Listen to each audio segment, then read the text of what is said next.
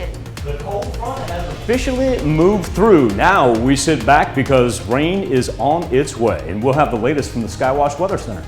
Also, President Biden joins his COVID response team in a call with the nation's governors today as Omicron is sweeping the country. The 4 states' most watched news starts now. A 62-year-old Seneca, Missouri woman accused of shooting and killing a man is behind bars. Police say Suzette Anderson killed David Wesley Stotts and tried to stage the crime to look like self-defense. A probable cause statement says a witness told police that Anderson said the victim, Stotts, tried to attack her. The witness says Anderson then told him to stage the incident by putting a rock, a stick, and then a metal rod in the victim's hand. Anderson is charged with first-degree murder and armed criminal action. While many of you may still be rocking around the Christmas tree, some may already be thinking of how to dispose of the big fir tree in the living room. The city of Joplin has you covered.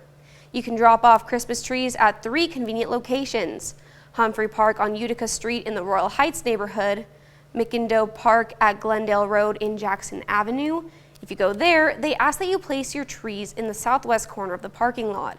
And lastly, the Public Works Center at 1301 West 2nd Street.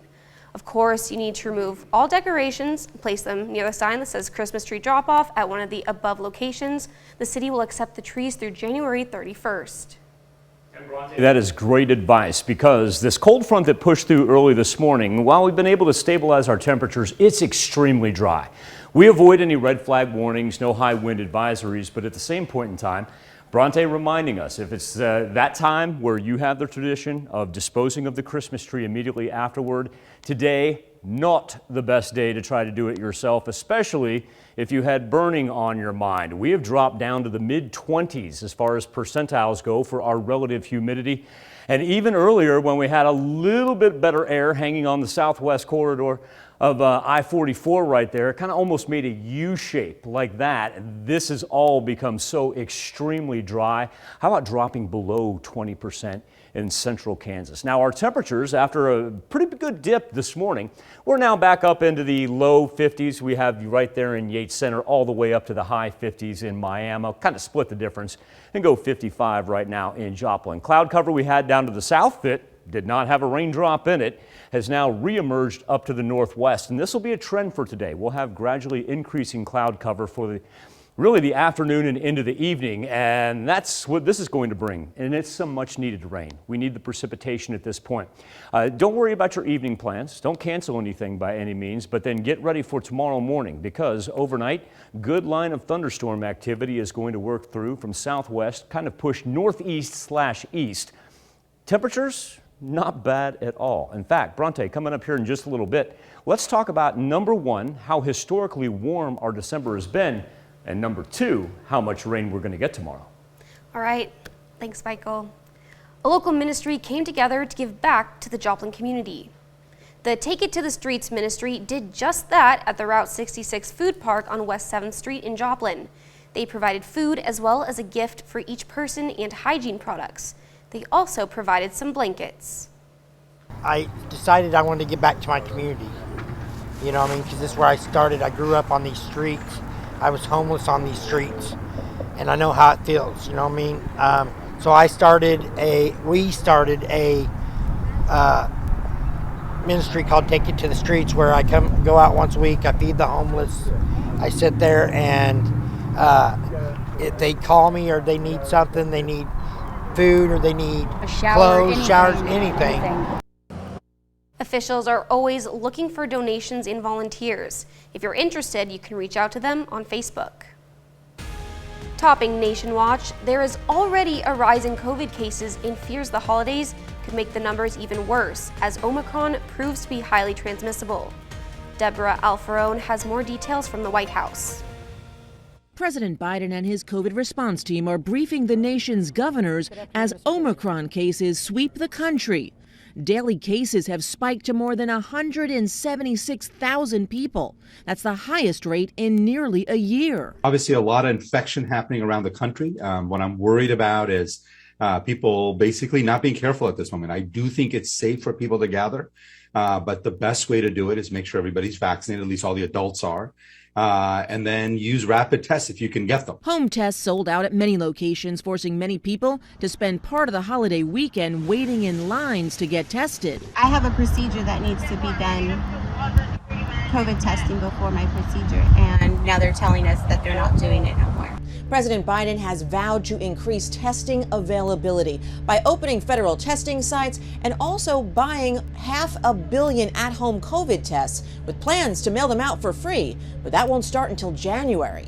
At this point in the pandemic, we should not be at a point where it's hard to get a test. Health officials continue to push for all Americans to get vaccinated and boosted, even though the country is seeing more breakthrough cases with Omicron. The good news is if you're vaccinated, and particularly if you're boosted, the infections tend to be very, very mild. New York City's vaccine mandate kicks in today. Private sector employees are required to have at least one vaccine dose by today, with no way to opt out with regular testing. Deborah Alfarone, CBS News, the White House. New York businesses which refuse to comply with the city's vaccine mandate face fines of $1,000 per infraction. Those fines will go higher if the businesses still refuse to comply. That's a look at today's top stories in weather in our first 7 minutes. Up next on the KOAM News at Noon. Movies, shows, and music began their comeback from COVID, making 2021 a big year for entertainers. I'm Anthony Pura with a look back at the major entertainment storylines of the year. And later, Howard whips up some mac and cheese, but he's got a little twist for us in this recipe. An accidental shooting on a movie set involving Alec Baldwin left a cinematographer dead. Streaming services reigned supreme at the Emmys, and COVID-19 continued to cast a shadow over the entertainment industry in 2021. Anthony Pura takes a look back at some of the top entertainment stories for the year. Overshadowed by the threat of COVID-19, Americans welcomed 2021 in a low-key manner. Once COVID vaccines became widely available, touring acts resumed performing, production ramped up, and movie theaters reopened. And in September, Broadway was back with a full slate of live shows for the first time in a year and a half. The Grammys, Emmys, Oscars, and Tonys returned to live in-person shows with limited guests. The 63rd Grammy Awards took place on several stages around downtown Los Angeles. Beyoncé broke the all-time record for the most wins by any artist. She now owns 28. Megan Thee Stallion was named Best New Artist. At the Oscars, Nomadland took home top honors for Best Picture, Best Director, and Best Actress. An accidental shooting on the set of the Alec Baldwin film Rust killed cinematographer Helena Hutchins and injured the director. Baldwin fired the fatal shot not knowing the prop gun he was handed contained a live round. The accident prompted the industry to urge reforms on the use of firearms on sets. Disgraced movie mogul Harvey Weinstein was returned to Los Angeles to face new sex charges. Britney Spears won her independence from a conservatorship overseen by her father that controlled her finances and day-to-day life. The pop star became engaged to her longtime boyfriend and said she wants to have more children. 2021 was a big year for streaming services. Discovery Plus launched in January, and Viacom's CBS debuted Paramount Plus in March. Streaming services dominated the Emmys, with shows like Apple TV's Ted Lasso, HBO Max's Mare of Easttown, and Netflix's The Crown taking home top honors. Taylor Swift re-recorded and re-released some of her original music after she lost her rights to the masters of her first 6 albums. Adele released her first new album in 6 years, and Tony Bennett retired from live performances. Both were showcased in CBS specials. Jeopardy named Mayim Bialik and Ken Jennings hosts for the 2021 season. Former executive producer Mike Richards initially had the gig, but stepped down after offensive remarks he made in the past became public. And the industry lost many notable performers, including rapper DMX, Rolling Stones drummer Charlie Watts, talk show host Larry King, and actor Charles Grodin. Those are some of this year's top entertainment stories. Anthony Pura, CBS News. And talk about finishing the year with a bang. New numbers are out for the latest Spider-Man movie, and it has cleared $1 billion worldwide, the biggest movie easily since the pandemic began. Still to come on the KOAM News at Noon, Mr. Food. How does a big bowl of macaroni and cheese soup sound to you? Yes, I said mac and cheese soup. And yes, it tastes as good as it sounds. Maybe even better. But first, Michael Hayslip returns with your complete forecast. Certainly hope you had a wonderful Christmas holiday, able to spend it with friends and family. And now, as we transition into the last week of 2021, it's hard to believe we're going to use the word cold front and record highs in kind of the same idea right here. As we turn the clock from midnight, from Sunday into Monday, we were at 69 degrees at Joplin Regional Airport. So we actually did challenge that record that dates back to 2005. Came up just short of it, but now by the time we get to the end of 2021, get ready to open up 2022, we are looking at probably the warmest December on record. Warmest December on record when we put the entire month together. It has just been absolutely crazy as we shattered records on both Saturday and Sunday. And another thing that we need to change, that amount of precipitation we picked up, because we are lacking for our 12th month, that is for sure. Beautiful blue skies over Joplin, and this is after the cold front that moved through early this morning. If you weren't out and about in between 4 and 5 a.m., completely understand. You would have missed it because we went from about, say mid-60s all the way down to the high 30s up in the northwestern section of the 4 states.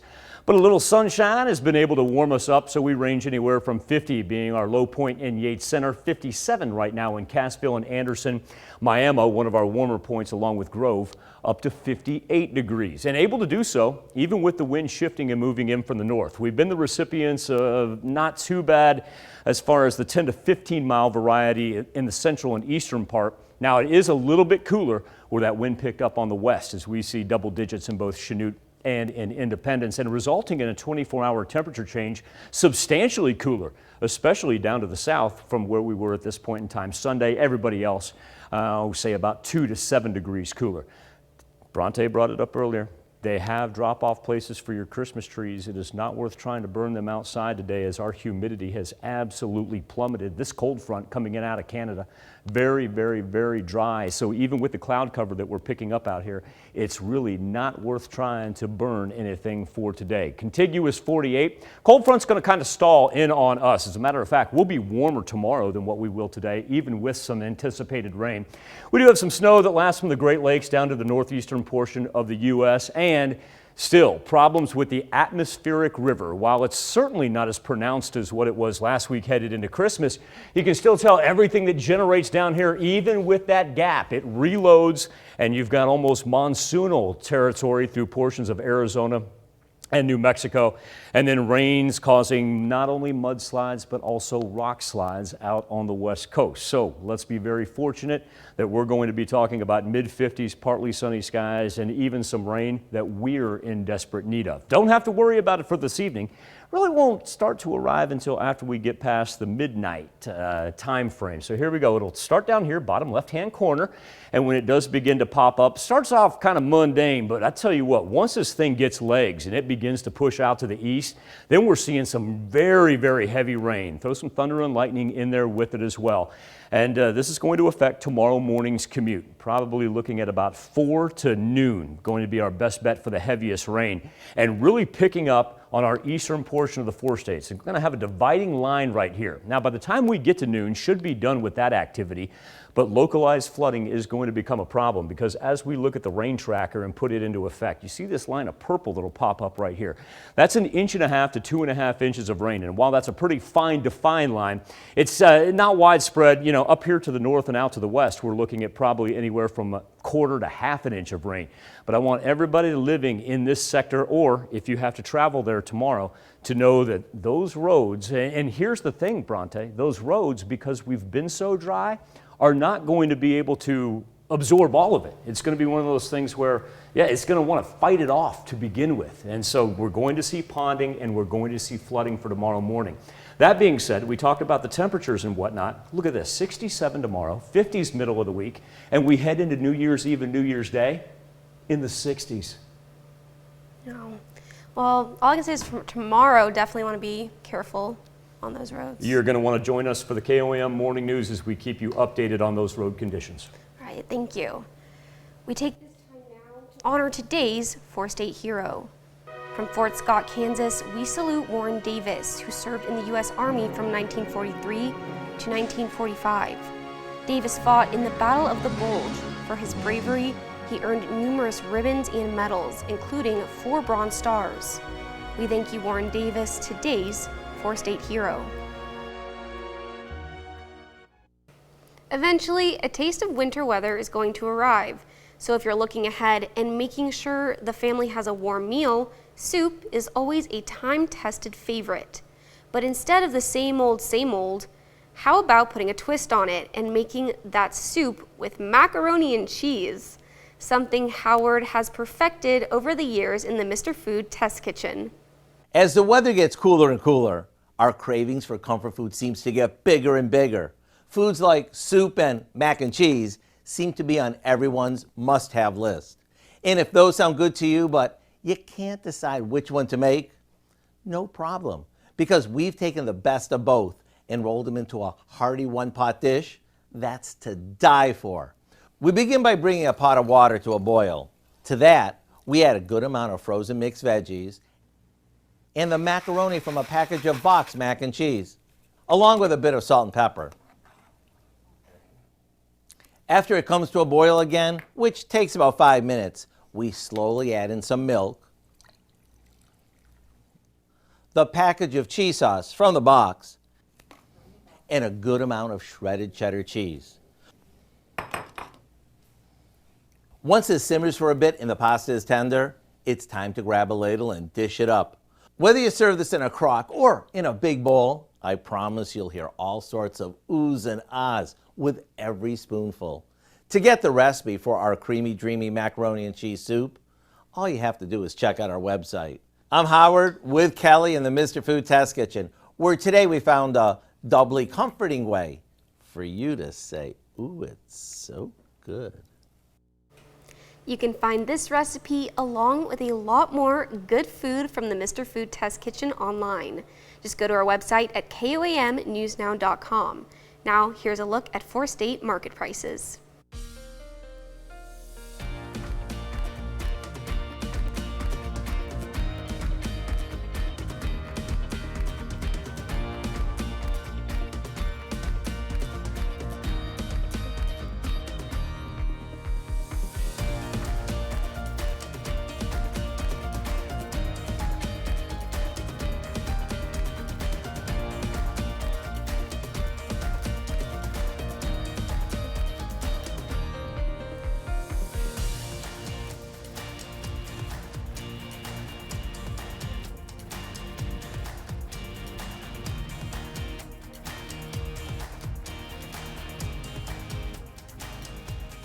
Great looking afternoon. Temperatures going to kind of stay where they are. We won't see a large variation, but remember the big changes happen overnight. After midnight, we've got some good old-fashioned showers, anywhere from 1.5 inches to 2.5 inches on the eastern edge of southwest Missouri before those clear out. Temperature-wise, though, still able to make it up into the mid-60s tomorrow.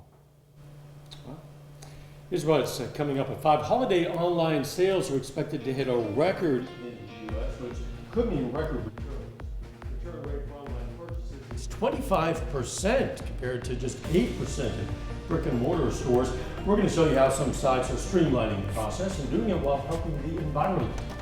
Plus, we'll introduce you to Disky the Wonder Dog. Not only some amazing ability with this thing, but wait until you find out how we got his name. And a local group is working to develop a tiny community to offer hope to the city's homeless. Tonight at 5, we'll learn more about the project and what you can do to make the dream a reality. Hope you join us for those stories, a lot more, of course. It's coming up on KOAM News at 5. Thanks for joining us for KOAM News at noon. We'll see you right back here at 5 o'clock.